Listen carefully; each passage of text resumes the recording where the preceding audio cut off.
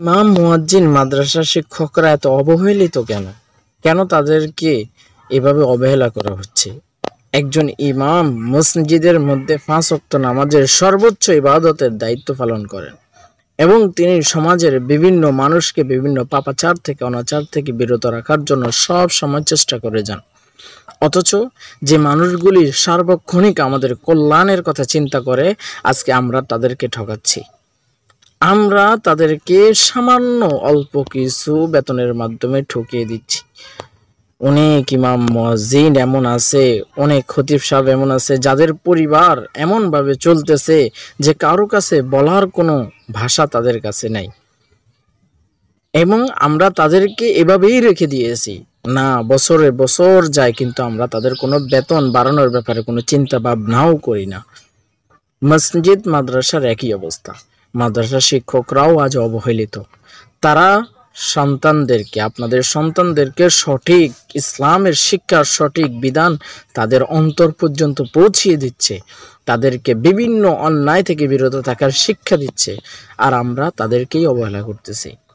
যদি বিষয়টা এমন হয় যে মসজিদগুলি ইমাম সাহেবরা ছেড়ে দিয়েছেন, তাদের পরিবারের ভরণ পোষণ চলছে না, মাদ্রাসাগুলি শিক্ষকরা ছেড়ে দিয়েছেন, পরিবারের ভরণ পোষণ চলছে না, তারা বিভিন্ন জায়গায় বিভিন্ন ব্যবসা বিভিন্ন প্রতিষ্ঠানে চাকরি নিয়ে দিয়েছেন, বলেন আপনাদের এই সর্বোচ্চ ইবাদত নামাজ কে পড়াবে? আপনাদের এই সন্তানগুলিকে সঠিক দ্বীন শিক্ষা কে দিবে? আজ আপনাদের সন্তানরা সঠিক শিক্ষা পাচ্ছে যাদের কাছে, তাদেরকে আমরা অবমূল্যায়ন করতেছি। আমরা যে সর্বোচ্চ ইবাদত নামাজ মসজিদ থেকে আদায় করছি, সেই মসজিদের ইমাম মুয়াজ্জিনদেরকে আমরা অবহেলা করতেছি। অথচ সমাজের মধ্যে যাদের যে পরিমাণ বেতন, সর্বোচ্চ বেতন থাকার কথা ছিল ইমাম মুয়াজ্জিন মাদ্রাসা শিক্ষকদের, কিন্তু তাদের বেতন কম।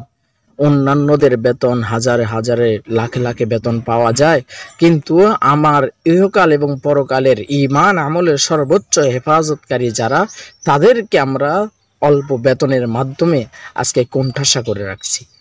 কেন?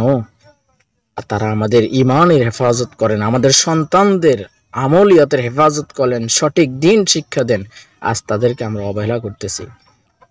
মুসলমান যদি তারা এই প্রতিষ্ঠান, অনেক মাদ্রাসা শিক্ষক প্রয়োজন, মাদ্রাসা শিক্ষকরা শিক্ষকতা ছেড়ে দিচ্ছেন, বিভিন্ন ব্যবসা যুক্ত হচ্ছেন, যদি এভাবেই চলতে থাকে, একদিন আপনার সন্তানকে দ্বীনের শিক্ষা দেওয়ার জন্য আলেমদের পিছনে, হুজুরদের পিছনে সময় ব্যয় করবেন, কিন্তু খুঁজে পাবেন না।